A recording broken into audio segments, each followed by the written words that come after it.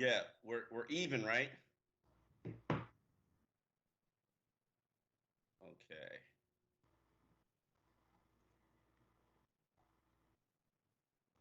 Damn it. Okay. There we go. We're good, Hyde. Alrighty. I just tweeted it out. Okay. One, Let's one go. more. Hey, I'm not going to be at the game on Sunday because of the heat, right? Yeah, they told me they made me go. Okay. I didn't. I knew you had issues, but Yeah, it's a house sale falling apart again. you want me to go higher? Get higher? Do what? Tip Take the screen up. up like that. Oh, I see what you're saying. Like Hey, Dad, I'm about to take my show. Let me call you back in like 45 minutes. All right. is that better or is that too much? That's too much. How about I specifically told my father, I left my father a message and said, don't call between noon and 1 o'clock. Do you know what time he calls? 12:02. he read call between noon and 1 o'clock? And I knew exactly when he was gonna call. Like, He's playing with you, Omar. I didn't listen to this child, so you know He he's not doesn't. gonna listen as a grown man. Right. It's payback time. All right, we're ready to go.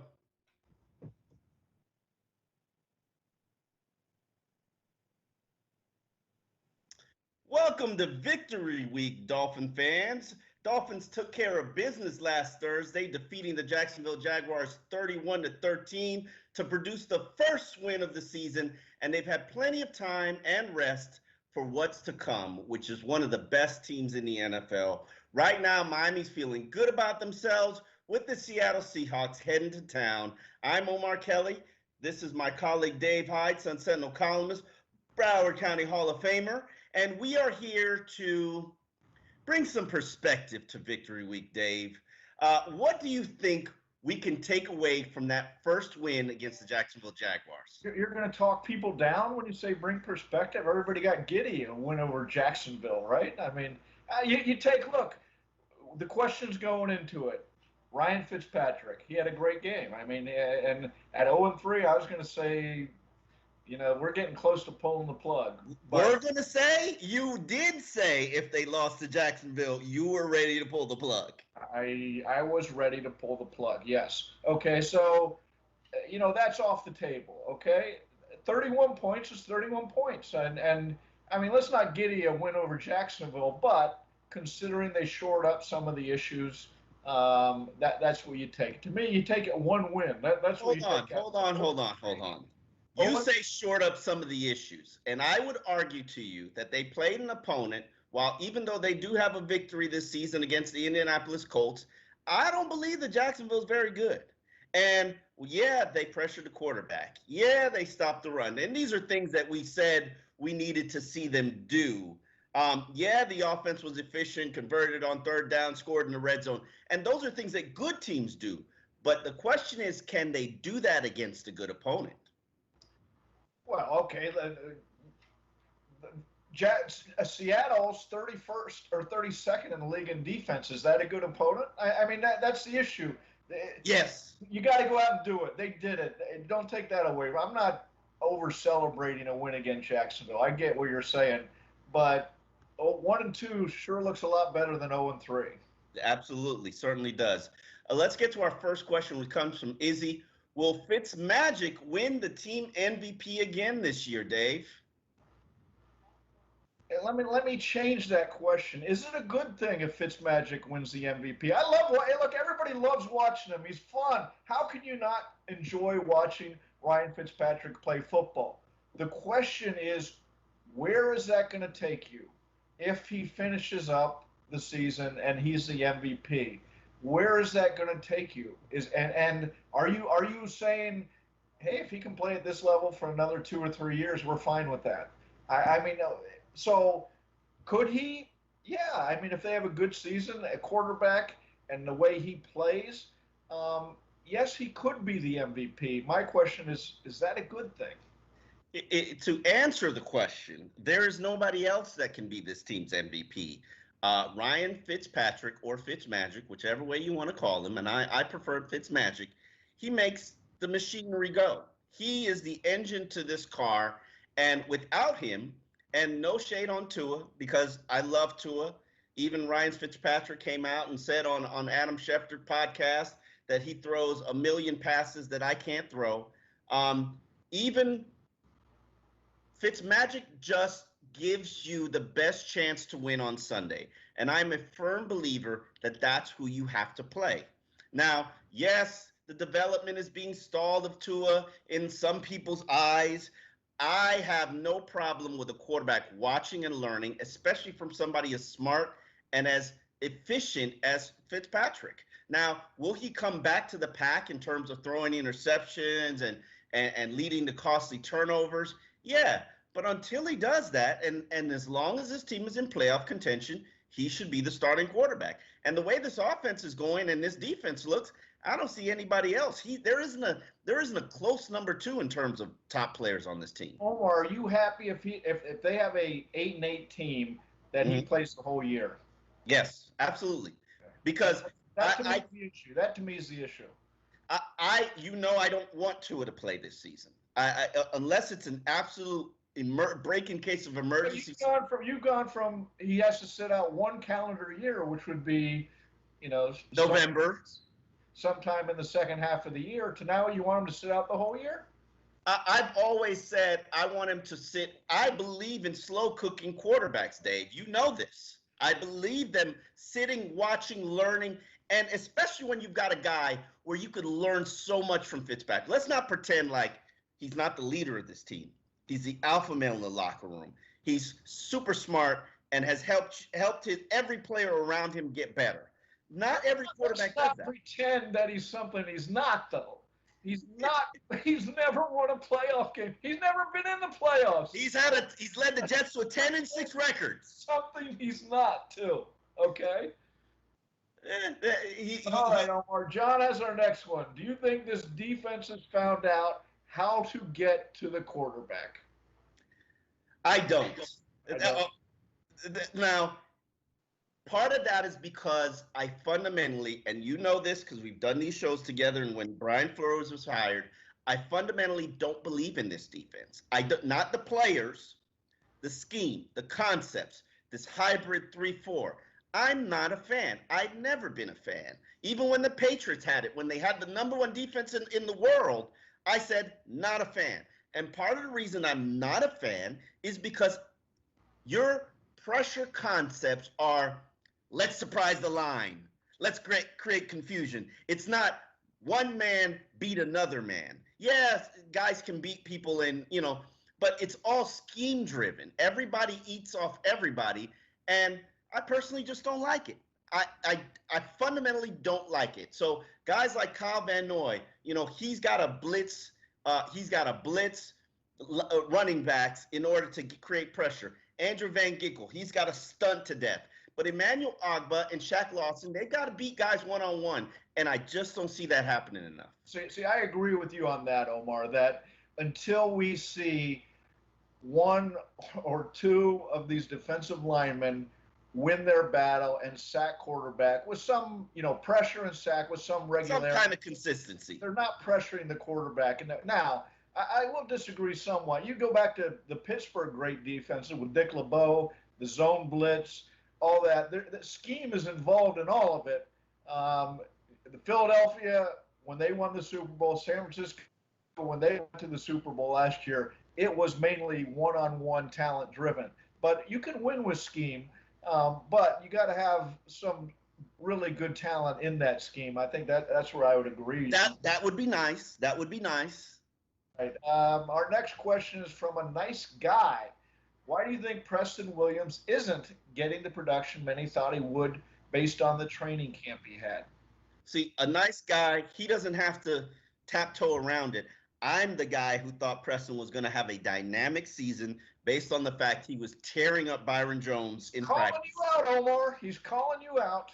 And I own up to it. Preston Williams has all the athletic ability, great catch radius, speed, size, run after catch ability, but we're not seeing the production from him. And here's my theory on why we're not seeing the production from him. Number one, in the first two games, he was defended by arguably two of the best cornerbacks in the NFL, two of the top 5 cornerbacks in the NFL in White and Gilmore.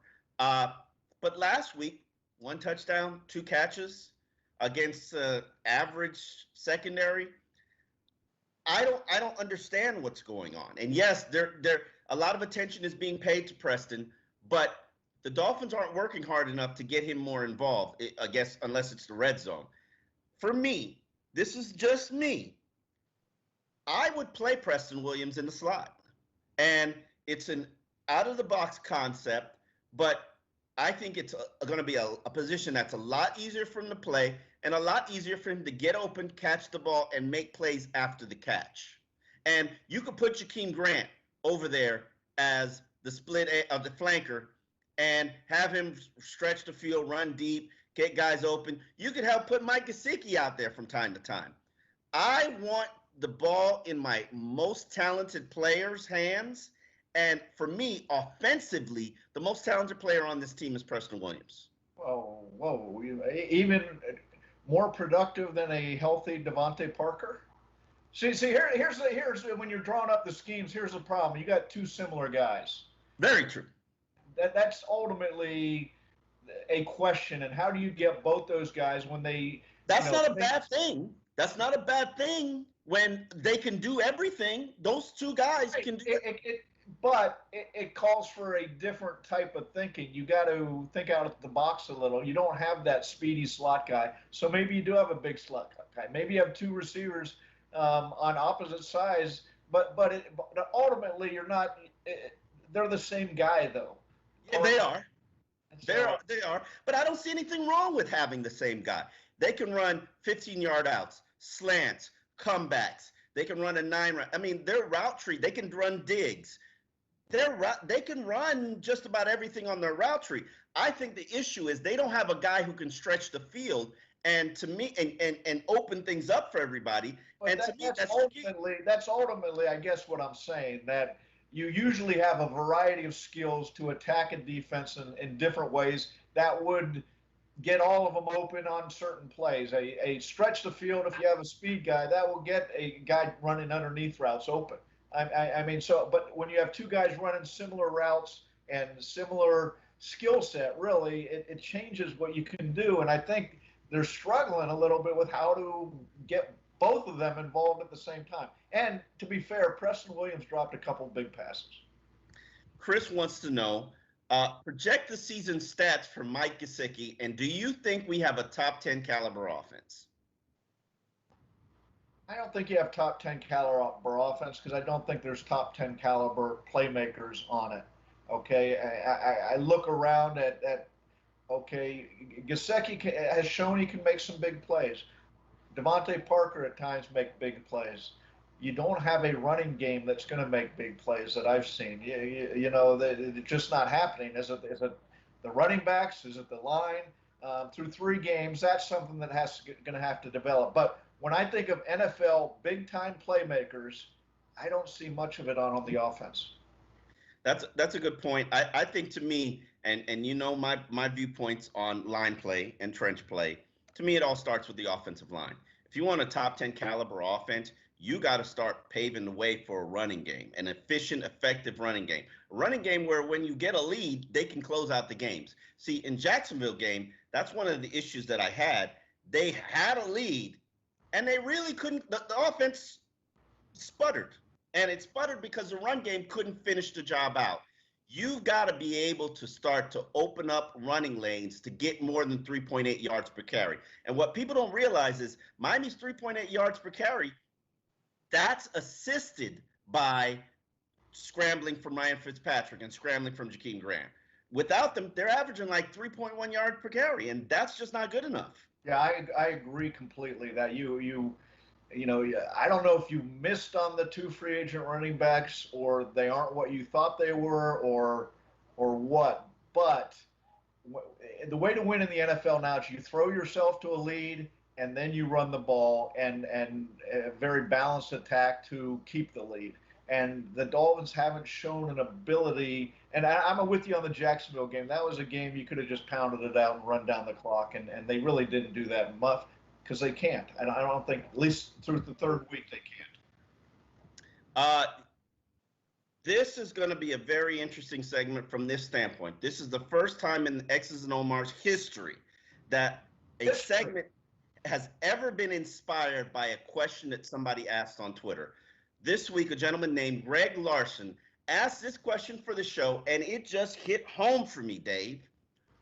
What would you need to see in the next 5 games to feel that the Dolphins are on schedule with this rebuild?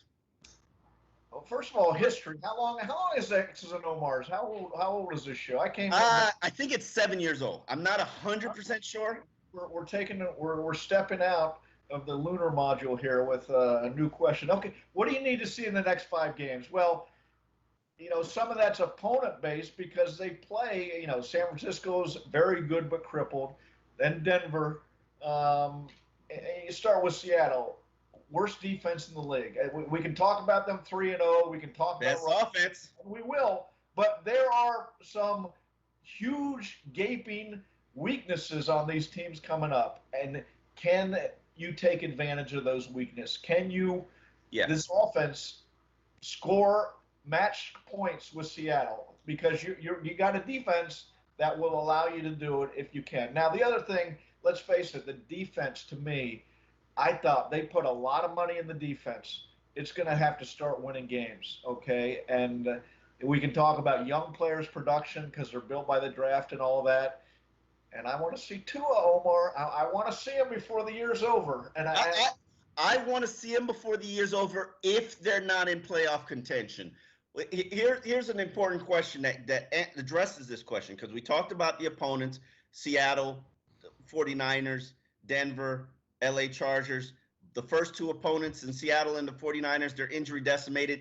Denver's without their starting quarterback. The Chargers are right now starting Justin Herbert. So they're kind of all winnable games, but I don't think the Dolphins will be favored in any of them, which shows you the caliber of respect that Miami has. But I will say this. I think they played the way that you ideally want to play in Jacksonville, offensively and defensively, and can they build on that? To me, I think that they can. I expected this offense to be more productive than what they showed in the first 2 games, and I think the caliber of opponent that they played on defense, Buffalo is the hottest team in the NFL right now. And the Patriots, they lost to Seattle, but they look like they're still the Patriots. So there's no shame in those first 2 losses. It's just a matter of, can they deliver victories? Now, in terms of what's your standard for this rebuild and what do we need to see, to me, it's got to be running game. It's got to be more pressure on quarterbacks. It would be wonderful if they start to show some turnovers like Xavier Howard and that interception. To me, I think the best chance they have of beating Seattle and Russell Wilson is if, Bobby McCain takes his game up to the next level, and I wrote a column about that. He's had 12 starts at safety. We got to see him become an impactful safety, not just a guy who's back there. And we talked about the running game. You mentioned it. The 2 free agent running backs have delivered basically nothing right now, and no shame to Myles Gaskin, but he was an afterthought coming into the season, and props to him for earning the starting job, because he truly did earn that. But it would be nice to see something from Jordan Howard and Matt Breida. Ultimately, Omar, I think what we're both saying, and crystallize, the question of what do you need to see coming up in the next 5 games. You need to see the free agent money they spent, the draft picks meshing with the coaching in a way that says, okay, this is who they're going to be. There's an identity, and you can see the future through these guys. Okay, because we've 20 years here, I've seen them spend free agent money. I've seen them make draft picks that don't mesh with what they're hoping on the field. So ultimately, you need to see that. Looked like a lot of overspending to me this offseason. All right, our next question, Chris Anderson asks, How far away is this offensive line from being the unicorns, bringing back your unicorns 2.0, Omar? Listen, they're a long way from the unicorns. And what by the unicorns, he's referring to the 2016 team that was led by an offensive line that featured Mike Pouncey, Laramie Tunsil, Jermon Bourgeois, Juwan James, Brandon Albert. I mean, they were a dominant physical running team, especially when all those guys were healthy. You struggle, team struggle, and Jay Ajayi was a Pro Bowler that season. Hasn't done much since then, but he was a Pro Bowler that season. It was all driven by the offensive line. I think this team, this unit, has the potential to be good, but they're not the unicorns. The Dolphins are averaging 108 rushing yards per game, which is pretty decent, but 3.8 per carry. But if you really think about it, a lot of that is sparked by Ryan Fitzpatrick's scrambling ability and what they've gotten on Jakeem Grant from gimmick plays.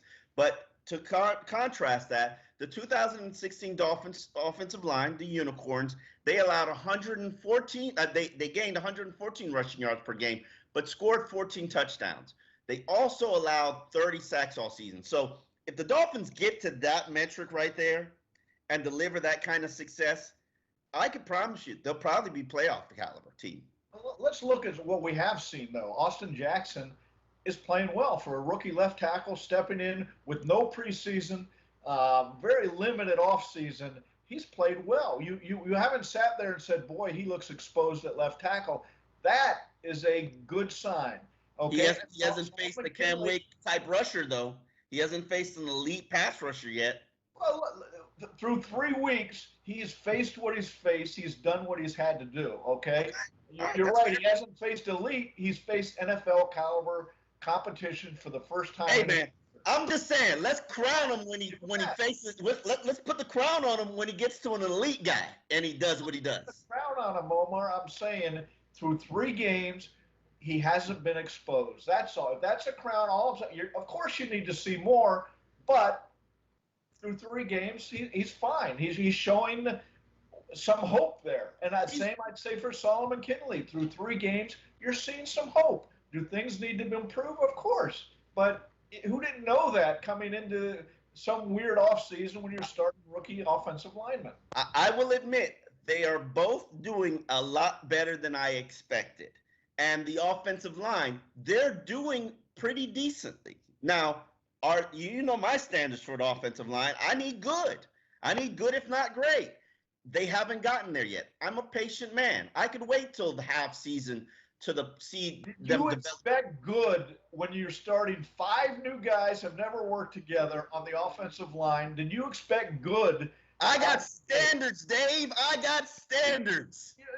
Did you expect good out of the gate? Yes, you put so much resources into them. Yes, I expect good. I'm sorry, you used 3 early draft picks. Take average the first month, and then we'll see where we go from there. That's fine. I just do expect good. You know my standards for O-linemen. It's got to be good. All right. Our running game is bogged down, as we mentioned, in second gear, not running well. Are the backs dinged up or just underachieving? And if underachieving, then why? Coach Rich with the question. This is a good question, and I'm not sure I have a good answer for it. What I will say is Myles Gaskin was the top performing back to me based on my eyes in what I saw in training camp. Now, what I like about Brian Flores as going from last season to now is you get what you earn. If you practice well, you're going to play. If you play well, you're going to get more opportunities. Right now, Myles Gaskin's practiced well, he played. He played well, he's getting featured. Anybody wants to take his job, they got to do exactly what he did. Practice well, bust your butt, and when you get into games, maximize your opportunities. Jordan Howard, Matt Breida have not. Now, can I explain why? No, I can't. They're both little bit running slower, maybe a little bit nicked up more than they should be. Jordan Howard is a power back Maybe they haven't gotten to any zone runs that he's comfortable with. The packages favor Myles Gaskin. That's all I got right now, Dave. That's all I got.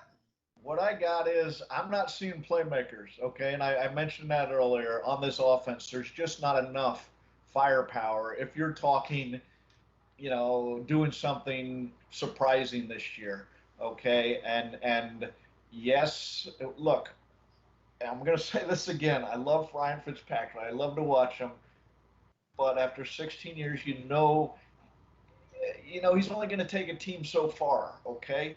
And he needs firepower, and I just don't see enough of it on. And you look at the backfield, and Myles Gaskin, he's shown he's an NFL player. Is he a impactful back? No, he's not so far. Really? So far, Impactful meaning changing the game back? No, he's not. He showed he can be a nice NFL player, which is, hey, that's a big step up from what you thought last year, right? I'm not. He's the best the Dolphins have. That's the Myles Gaskin playing nicely is the best you have. I'm just saying there's not a playmaker back there. I can't argue with you, but I got to give Myles Gaskin's props and respect. He's made himself into an NFL player. That says something about him, right? Absolutely. I'm just talking big picture, not enough playmaking ability in the backfield. No question about it. Midi 13 has a good one. Though thought we would be more creative on offense using Malcolm Perry. What are your thoughts on this, Dave?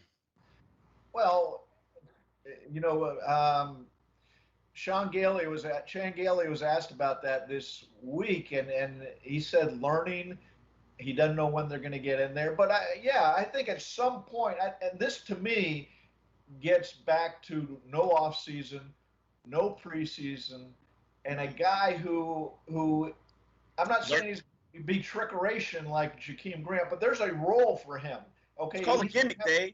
Gimmick players. I'm not a fan of them. You know that. Okay, so the question is, you got to be a little more patient this year than week 3 saying, oh my God, the 7th round pick isn't playing.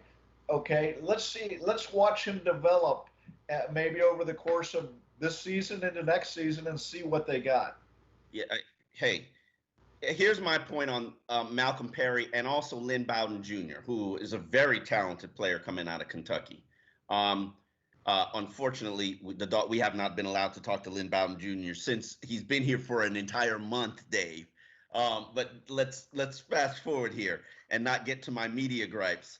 Well, we got media gripes in this age of Zoom. It's a completely different way to cover the team, that's for sure. Who is Malcolm Perry or Lynn Bowden Jr. going to play over? Who are they actually going to be active over? Jakeem Grant, who's more established, more speed, your gimmick player. Are they going to get snaps over Mike Gesicki or be active over Mike Gesicki, who's a slot receiver? He's not a tight end. And Isaiah Ford, the one guy who knows every position on the receiver, he's able to make it happen for this team. So I really don't see who they would play who they would be active over and who I want to give 5 snaps to per game. It's not Malcolm Perry. In fact, it would be Lynn Bowden Jr. He's got a way of making people miss, and I like that. I mean, give it a little time. We'll see what you have with those two guys, I think. Especially in that role. So we'll see. But you were talking about playmakers and how they don't have any playmakers. Those two guys are playmakers. Well, once they learn everything, okay, there's a little more nuance to learning the jobs I think that they're going to be asked to do in the slot, understanding the offense. Again, with no preseason, no off-season classes to learn, it's going to take a little more time for those roles.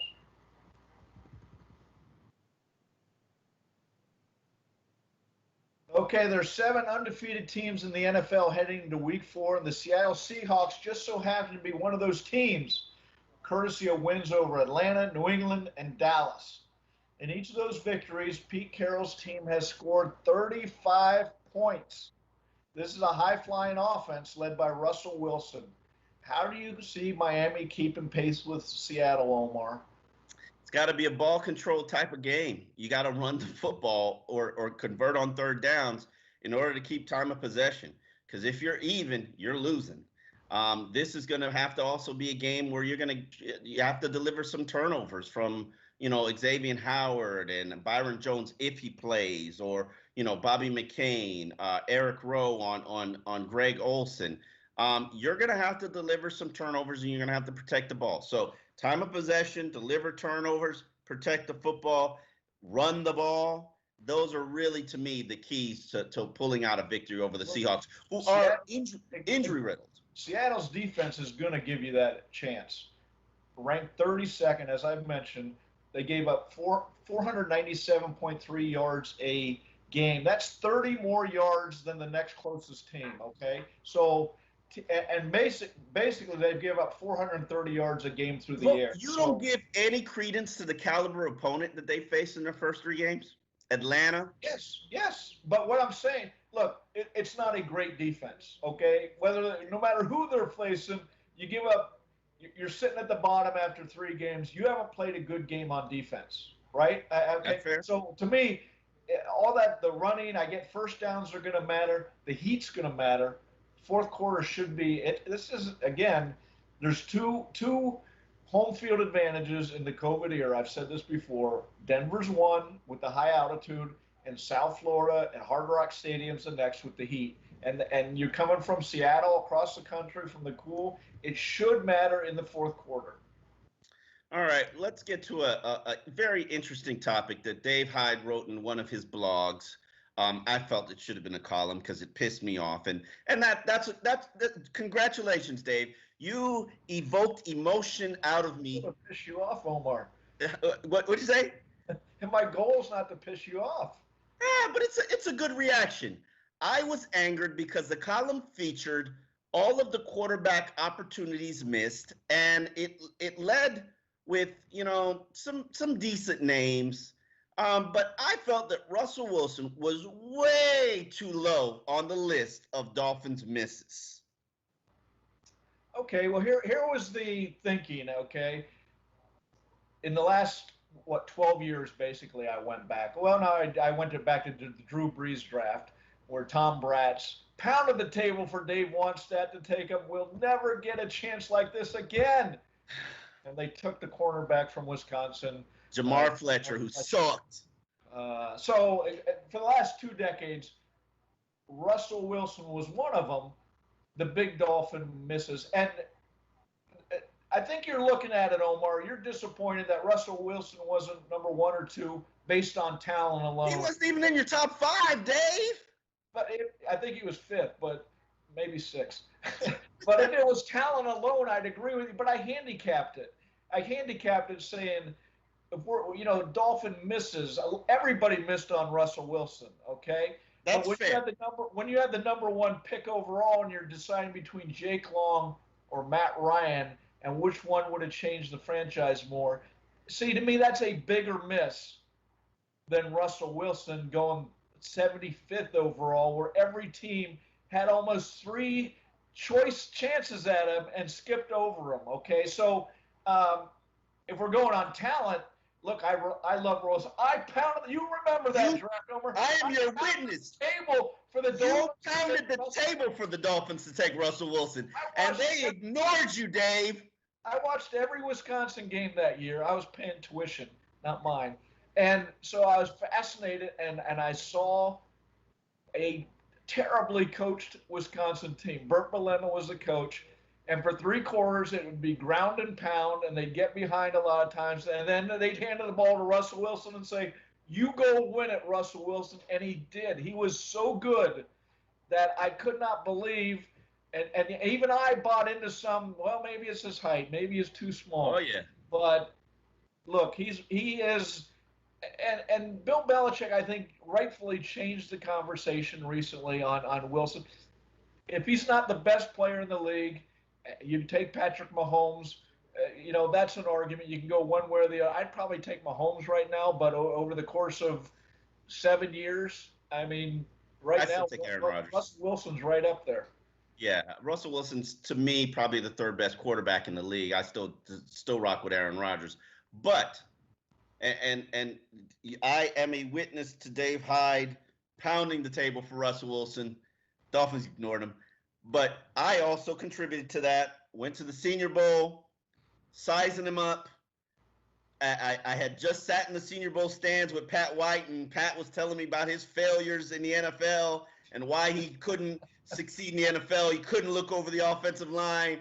And then I go on the field with Pat, who's standing there. Russell Wilson's like in just absolute admiration of Pat White, because people don't remember how much of a legend Pat White was of college football. He kind of changed the game for those types of quarterbacks. And then Pat White was the same height as Russell Wilson. I was the same height as Russell Wilson. And I thought back at these big offensive linemen, and I couldn't see over the line. And I was just like, nah, never mind. That's what the GM saw. And there was, look, that's legitimate. That's a legitimate question, right? We're getting away from that a little now, but, that's why he was the 75th pick in the draft. Is he recognized as an NFL elite right now, Dave? Oh, I think he is by now. As you said, okay, it's Mahomes. You can go with Aaron Rodgers or him, and if I've written that it's him and Mahomes. So, but you throw Aaron Rodgers in there, I'm not going to argue. I toss them all up, and I'd go with Mahomes just because he's won recently. He's won the latest, but take whoever you want. Yeah, he's pretty good. Our next question comes from Adam, who wants to know: is this Dolphins secondary ready for Russell Wilson? No, not. And you know what? And part of that is Byron Jones healthy? No. Now, hopefully they've learned the lesson. And you mentioned it earlier, Omar, when the Dolphins played New England, they had their best cornerback on the Dolphins' second best receiver in Preston Williams. Why? Because they were bracketing, with the second best cornerback and a safety, or however they did it. Yeah. Parker. So you don't just look at and say, as people did from the first game, oh my God, Xavier Howard wasn't moved over to Stephon Diggs. No, you got to look at how they're helping out the other quarterback, and they really didn't help him out much. So, but to me, this is also not just a secondary. Yeah. You talk about the pass rush, and we've gone into it. They need to, one of these guys that they put money into on the defensive end has to start putting some pressure on the quarterback. You got to win, Dave. Just say it. They got to win. And that, to me, is the main issue that I have with it. While I love trench play, it also focuses on the defensive linemen.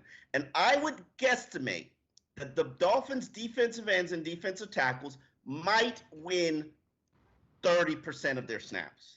To me, that percentage is way too low.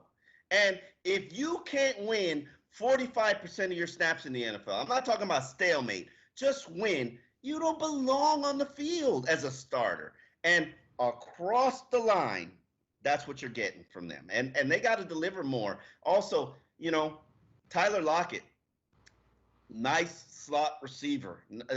Everybody's going to be obsessed with DJ Metcalf and what do they do with DJ Metcalf. Like, he's a big physical speedster. So, yeah, you're probably going to have to keep a safety deep on him. But Tyler Lockett is the problem. That's the guy that moves the chains.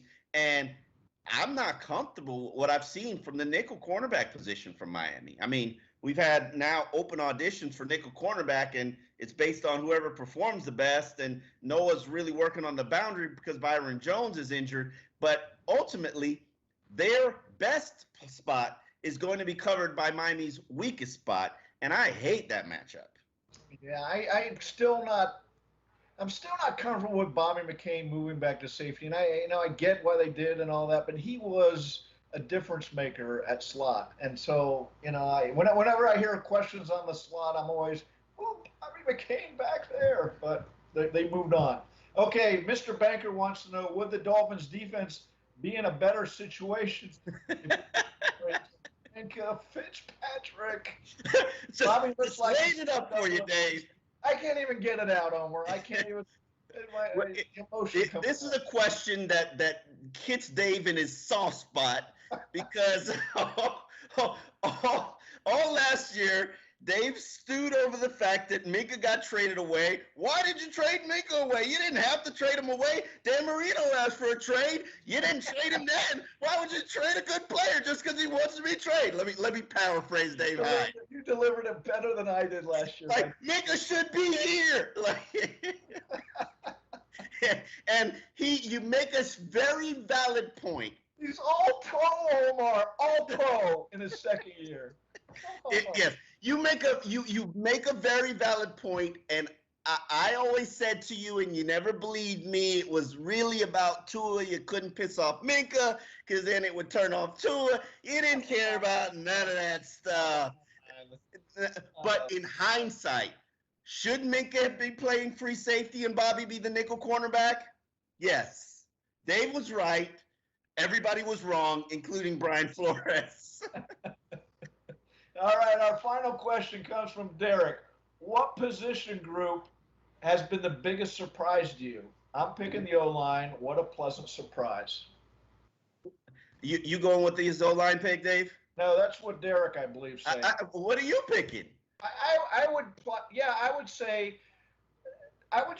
agree with the O-line from the standpoint, again, no preseason, no offseason, 5 new guys jumbled together, including 2 rookies, and I don't see them exposed at all. I'm not saying they're a weapon. I'm saying they're great, but this was a period, the first month of the season, where they could have been very well exposed. So I'm hoping that they're going to show some good improvement over the course of the season, and I'm surprised at their play so far. If this is the baseline for the offensive line, I'm okay with it, and they will get better as long as they stay healthy. But if this is the baseline, I'm okay with it. I could ride this out the rest of the season. But to me, the biggest surprise has been the tight end unit. And you know my feelings on Mike Gesicki and him being a tight end. I no longer call him a tight end. I call him a flex player because that's what he does. You don't see him do tight end work. But I didn't know that he could be – everybody talked about him being this dynamic in the red zone, but I see it now. I really do see it now. And it took a minute for them to get it out of him. I think Changeli could still do a better job getting him involved, creating mismatches, getting him more active. And I'd also like to see more from Adam Shaheen, the tight end that they traded for from the Chicago Bears. No offense or disrespect to Durham Smythe, but I would like a better pass-catching threat at that position. And, you know, that should be Shaheen. But, yes, tight end group to me has been one of the more pleasant surprises. Prediction time, Omar. You want to go first or you want me? Go first. Let's see. I was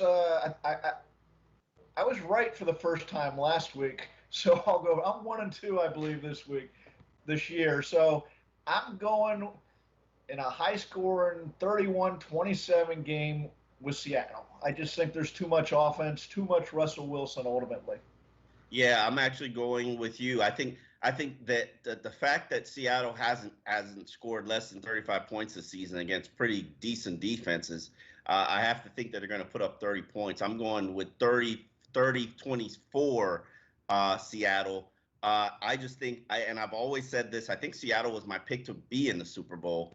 The teams that have continuity and veteran quarterbacks, those are the teams that are going to excel in the first half of the season. We're still in the first half of the season, and so I expect Seattle to win.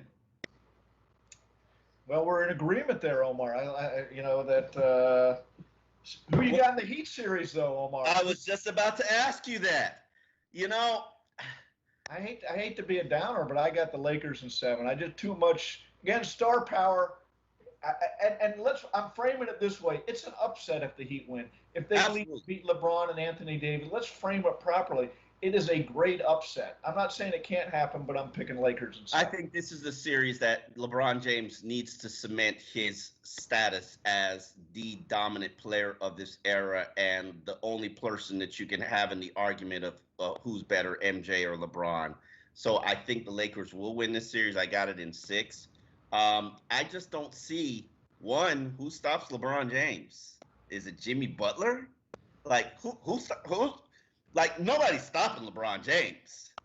But Who? Eric Spoelstra, he stopped Giannis. He came up with a defense. That's a different player, though. But yeah, if anybody can come up with a game plan, he's Coach LeBron, so he knows his weaknesses. And can you make those weaknesses come out? It'll be interesting to see. Fun time. Too much going on. We got Marlins playoffs today, Heat tonight. You got Dolphins with a fun game. You know, this is a big swing game. 2-2. It is. Get some foothold back. They're right there at 2-2. If they win, they've shocked the entire NFL. I mean, nobody's going to predict the Dolphins to beat Seattle. But I think that this is the right time. Us, I guess, right? yeah, including us. Seattle's very injury decimated, and if there was ever a moment, I mean, they're going to have those. They're going to play with Carlos Hyde and then 2 backs in their backfield. If there was ever a time to make Seattle one-dimensional, it's now, and you could possibly pull off an upset. So it'll be interesting to see what happens on Sunday. Thank you again for watching X's and Omar's. The podcast will be updated and uploaded today. I will make sure of that. And we'll also put up some of these clips in the segments that we usually do. See you next Wednesday at noon.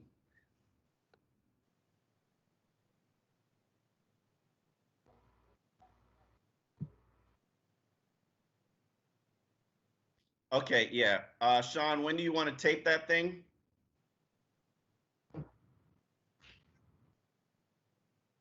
Okay.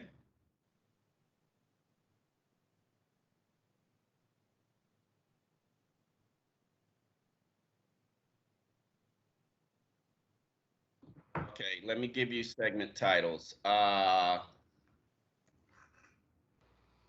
we talk